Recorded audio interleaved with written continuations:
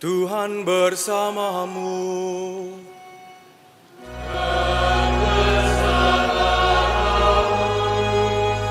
Inilah Injil suci menurut Matius.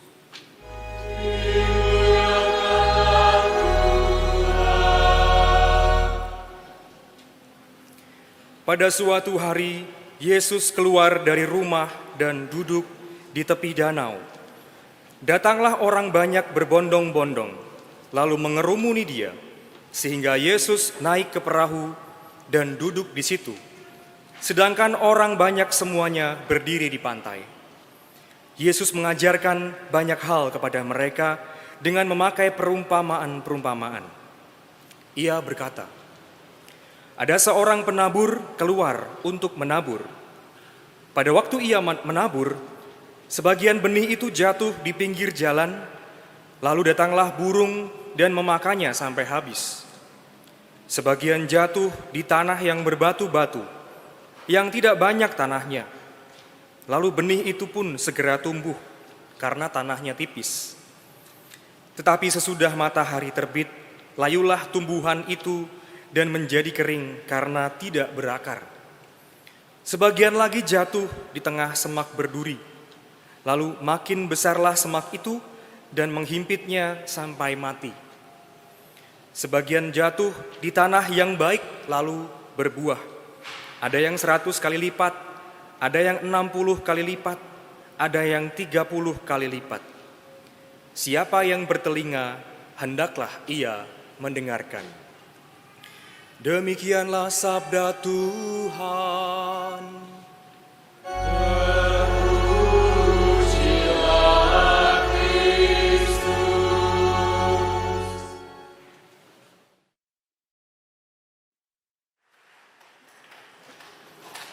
Sudah tepuk tangan, masih perlu homili nggak?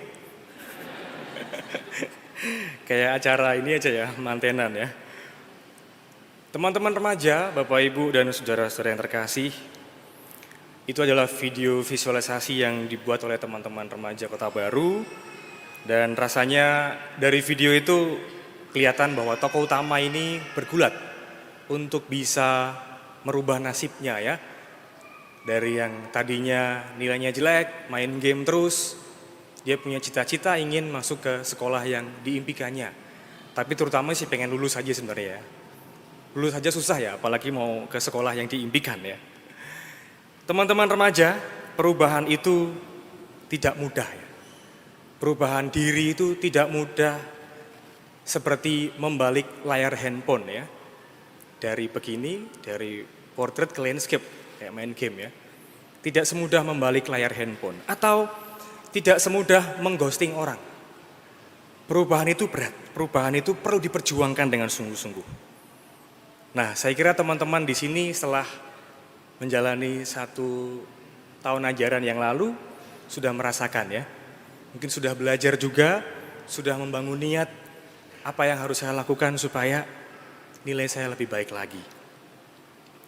Teman-teman semua, di tahun ajaran yang baru nanti, teman-teman akan menghadapi banyak hal baru, ya. Mungkin ada yang masih di sekolah yang sama karena naik ke kelas 2 atau ke kelas 3, atau ada yang akan pindah sekolah, ya, karena sudah dari SMP ke SMA atau lulus SMA. Tapi yang jelas teman-teman akan memulai hal baru, materi pelajaran yang baru, komposisi kelas yang baru, ya. Mungkin juga pacar baru, tentu tantangannya akan berbeda-beda. Maka lakukan sesuatu yang berbeda. Teman-teman akan menghadapi masa perubahan yang baru. Banyak hal yang akan dihadapi secara baru. Maka pertanyaannya, apakah kita siap dengan perubahan-perubahan yang akan ada di hadapan kita? Nah, seringkali kalau kita tidak bisa mengubah kondisi di luar diri kita, maka kitalah yang ditantang untuk berubah. Kalau kondisi di luar kita tidak bisa kita ubah, maka kita yang harus berubah. Yang namanya gadget, tadi ditunjukkan ya, gadget, yang namanya handphone, internet, game online, film drakor, TikTok, Instagram, YouTube, dan berbagai macam hiburan yang biasanya kita nikmati itu akan selalu ada. Kalau kita tahu bahwa semua hiburan itu bisa menghambat perubahan hidup kita menjadi lebih baik, maka kita yang harus berubah. Bukan kita menuntut semua hiburan tadi berubah. Saya kira semua bentuk hiburan kesenangan itu tidak akan berubah ya. Karena yang namanya Mobile Legends, PUBG, Free Fire, dan berbagai game lain itu terus hadir dengan bentuk-bentuk yang semakin menarik, semakin asik buat mabar. Para artis TikTok seperti Kabamelem, Charlie D'Amelio, dan lain-lain akan terus bermunculan dengan konten-konten yang membuat kita semakin betah di hadapan layar handphone. Tiap saat kita disuguhi oleh video-video viral ya. Seperti belakangan ini ya. Yang lagu yang bagus menjadi lagu yang lucu ya. You break my heart, break my heart gitu ya. Lagunya bagus, agung, malah jadi lucu kan. Tapi viral ya, kita menikmati itu semua. Dan banyak lagi video-video lucu yang bisa membuat kita malas untuk bekerja, malas untuk belajar. Itu semua ada di luar kendali kita. Mereka akan tetap ada. Karena mereka ada untuk kepentingan bisnis. Nah, teman-teman yang terkasih, sekali lagi, kalau kondisi di luar kita tidak bisa kita ubah, maka kitalah yang harus berubah. Salah satu perubahan yang bisa kita buat misalnya, teman-teman remaja ya, ini khusus teman-teman remaja ya, yang tua jangan merasa masih remaja. Misalnya menguninstall game-game atau aplikasi yang memang mengganggu teman-teman ya. Ya remaja Katolik masa nggak punya aplikasi rohani gitu ya. Maka saya menantang teman-teman remaja ya, saya punya hadiah di sini. Ya, coklat. Yang bisa nunjukin ke saya di HP-nya ada aplikasi rohani. Katolik atau apa. Tapi buat anak SMP, SMA ya, yuk maju 2 orang. Nah, 2 orang aja. Ayo cepet-cepetan. 3, 2, 1, ya. Ya.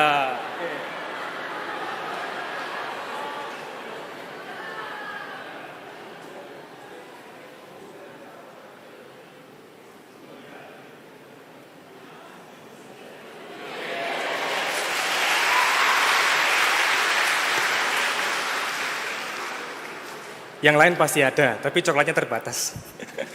Nanti minta panitia ya. Ya, salah satu bentuknya adalah menguninstall aplikasi yang mengganggu kita ya. Maka kita yang melakukan, bukan kita menuntut TikTok nggak ada, Instagram nggak ada, nggak bisa. Mereka akan terus ada, tapi kita yang harus berubah. Teman-teman yang terkasih, jika kita tidak berubah, maka kita tidak akan tumbuh. Celakanya, kalau kita tidak tumbuh, kita tidak benar-benar hidup ya. Kita semua pernah dan sedang mengalami proses pertumbuhan itu. Kita semua menjadi manusia yang tumbuh dari bayi ya, anak-anak, balita, remaja, dewasa, tua ya. Kita semua mengalami proses itu. Maka seperti yang dikatakan Yesus dalam Injil tadi, benih itu tumbuh dan berbuah.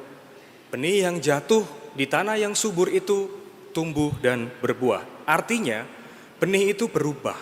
Dari yang tadinya benih, pelan-pelan dia menunjukkan ada batangnya, ada daunnya, semakin besar, dan akhirnya menghasilkan buah. Sama halnya dengan hidup kita. Kalau kita ingin tumbuh, ingin berkembang, ya kita harus berubah. Mau tidak mau, perubahan itu adalah kewajiban.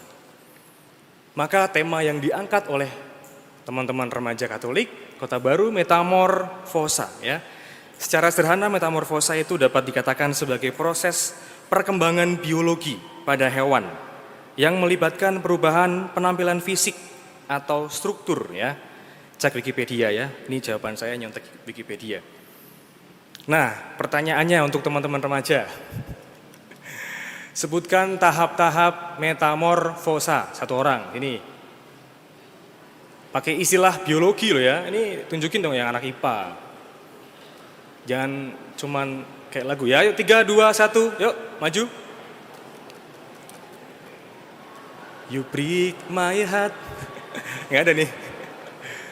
Nggak ada? Tahap-tahap, kalau nggak saya jawab. Yang SD boleh deh, ada nggak? SMP, SMA? Tahap-tahap metamorfosa? Nggak ada? Ya udah, baik. Sayang ya buat saya sendiri. Tahapannya itu mulai dari telur, larva, ya, pupa, dan imago, itu istilah kerennya ya. Kalau kupu-kupu itu berarti dari telur, ulat, kepompong lalu menjadi kupu-kupu. Nah, teman-teman yang terkasih, kita bisa belajar dari proses metamorfosa ini. Yang pertama, yang namanya perubahan itu pasti terjadi. Jika tidak ada perubahan, maka tidak ada pertumbuhan dan perkembangan. Tahapan-tahapan metamorfosa ya, dari 4 tahap tadi, itu saling bergantung sama lain. Tidak mungkin ada kupu-kupu tanpa ada telur, tanpa ada kepompong, tanpa ada ulat ya.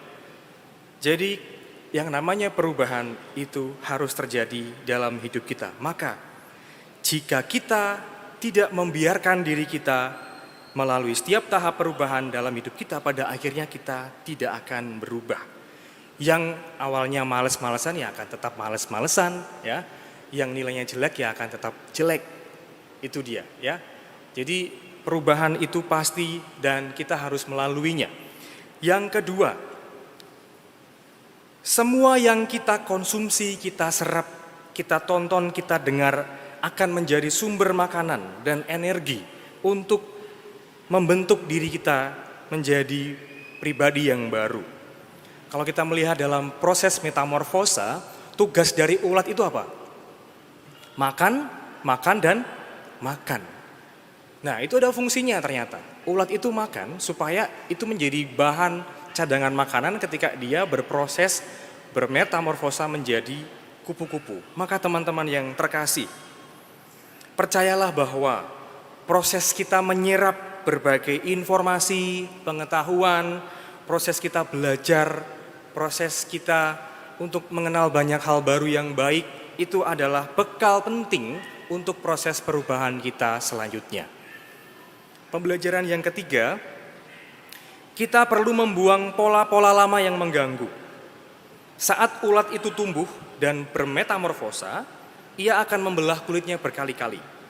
Dia akan melepas bagian dari dirinya yang dirasa tidak perlu untuk menjadi bentuk yang baru, ya bentuk yang lebih indah. Maka teman-teman, beranilah untuk melepas dan membuang hal-hal yang tidak perlu dalam hidup kita, yang mengganggu pertumbuhan dan perubahan kita ke arah yang lebih baik. Pembelajaran yang keempat, ternyata proses metamorfosa itu berlangsung dalam hening, berlangsung dalam diam, dan bahkan tersembunyi. Maka kita juga butuh ruang dan waktu sendiri, me time. Butuh ruang untuk hening, untuk merenungkan, untuk mencecap hal-hal yang sudah kita serap, supaya kita berubah menjadi pribadi yang lebih baik. Kepompong itu biasanya berada di balik daun atau di dahan ya, sepi sunyi, tapi sebenarnya terjadi proses perubahan di dalam sel-sel di dalam kepompong itu sendiri. Maka teman-teman yang terkasih, Bapak Ibu yang terkasih, itulah makna perubahan yang bisa kita pelajari dari proses metamorfosa yang ditawarkan oleh teman-teman panitia. Terakhir, untuk menutup homili saya yang sudah terlalu panjang ini, saya ingin bercerita tentang seorang gadis dan kupu-kupu ya. Suatu hari seorang gadis menemukan kepompong kupu-kupu. Dia melihat seekor ulat berusaha keluar dari celah kepompong yang kecil itu. Dia duduk dan mengamati ulat itu selama beberapa jam. Saat si ulat itu berjuang untuk memaksa tubuhnya keluar melalui lubang yang kecil, terlihat di situ ulat itu sangat kesulitan. Dan dia tidak membuat kemajuan sama sekali, sulit untuk keluar. Melihat hal yang sulit itu, lalu gadis itu memutuskan untuk membantu bagaimana caranya supaya ulat yang ada dalam kepompong itu bisa keluar. Maka gadis itu mengambil gunting dan memotong ujung dari kepompong itu sehingga ulat itu pun bisa keluar. Ulat itu pun keluar, tetapi apa yang terjadi? Ketika keluar, tubuhnya bengkak dan terlihat sayap kecil dari kupu-kupu yang mungil itu keriput menempel pada tubuhnya. Kemudian gadis itu terus memperhatikan si ulat, menunggu supaya sayapnya itu bisa membesar ya dan berubah menjadi kupu-kupu yang bisa terbang. Tapi sayang, hal itu nggak pernah terjadi. Kupu-kupu itu akhirnya menghabiskan sisa hidupnya dengan tidak bisa terbang, merangkak dengan sayap kecil dan tubuh yang bengkak. Teman-teman yang terkasih, gadis itu baik, dia berniat baik. Dia ingin menyelamatkan ulat atau kupu-kupu yang keluar dari kepompongnya. Tetapi dia tidak mengerti bahwa kepompong yang membatasi dan perjuangan yang dibutuhkan kupu-kupu untuk bisa melewati lubang kecil itu adalah cara Tuhan untuk memaksa cairan dari tubuh kupu-kupu itu keluar melumuri sayapnya sehingga memperkuat tumbuh kembangnya sayap kupu-kupu itu. Cairan dari kupu-kupu itu memang hanya bisa melumuri tubuh kupu-kupu itu karena lubang kecil yang dilewatinya. Karena cairan itulah, maka kupu-kupu bisa terbang tinggi dengan sayap yang kuat. Tetapi karena dipotong, dipaksa keluar, akhirnya cairan itu tidak keluar dan kupu-kupu itu pun tidak bisa terbang seumur hidupnya. Teman-teman yang terkasih, dalam kehidupan kita seringkali kita dihadapkan dengan berbagai masalah yang membuat kita ingin menyerah atau mencari jalan pintas untuk lari darinya. Ingat teman-teman, bahwa berbagai masalah itu juga menjadi cara Tuhan untuk menjadikan kita kuat, menjadikan kita versi yang terbaik dari diri kita. Dan proses perubahan itu memerlukan perjuangan, kesabaran, kadangkala juga menyakitkan. Tapi semua itu membentuk kita menjadi pribadi-pribadi yang menjalani hidup ini dengan lebih baik. Maka mari dalam hati kita sampaikan satu harapan akan adanya perubahan nyata yang ingin kita persembahkan kepada Tuhan dalam Ekaristi ini. Nanti sebagai simbolisasi dalam perarakan persembahan akan ada pohon harapan yang berisi tentang tulisan-tulisan niat dan harapan akan adanya perubahan yang ingin dipersembahkan kepada Tuhan yang sudah dibuat oleh teman-teman kita. Semoga nanti Tuhan berkenan untuk memberkati niat dan harapan kita semua dalam perayaan Ekaristi ini. Masih ada 3 coklat. Apakah ada yang mau maju dan tadi menulis harapan akan perubahan yang ditawarkan oleh among tamu? Dan mengatakan di depan apa harapan dan niat akan perubahan yang dibuat. Ada? Ada ya? 1 orang? Boleh? 3 ya? Boleh. Ada? Silakan maju.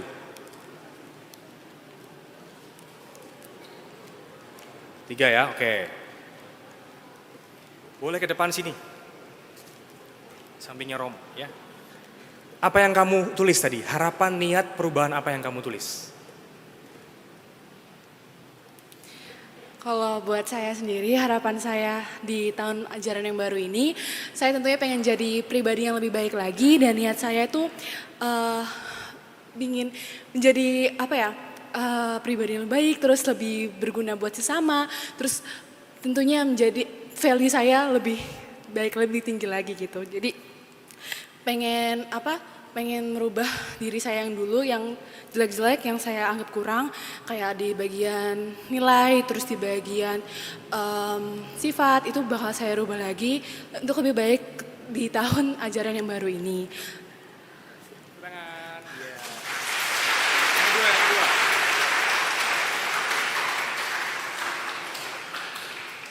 Dibaca aja.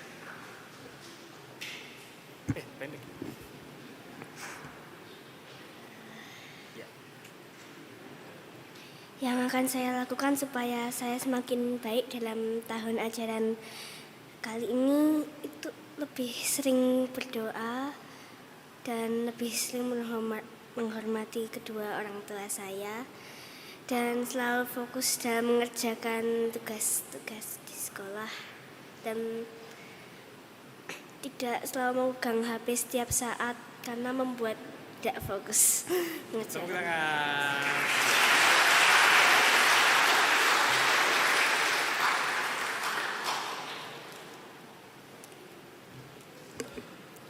Selamat malam Romo dan semuanya. Harapan saya ingin bisa semangat di sekolah dan khususnya juga di asrama. Juga semoga bisa naik bisa naik kelas 12 nanti. Dan semoga bisa keterima PTN. Terus harapan saya juga bisa lebih dekat sama Tuhan, lebih sering berdoa, lebih sering baca kitab suci, dan bisa berguna untuk semuanya dan nusa dan bangsa. Sekian.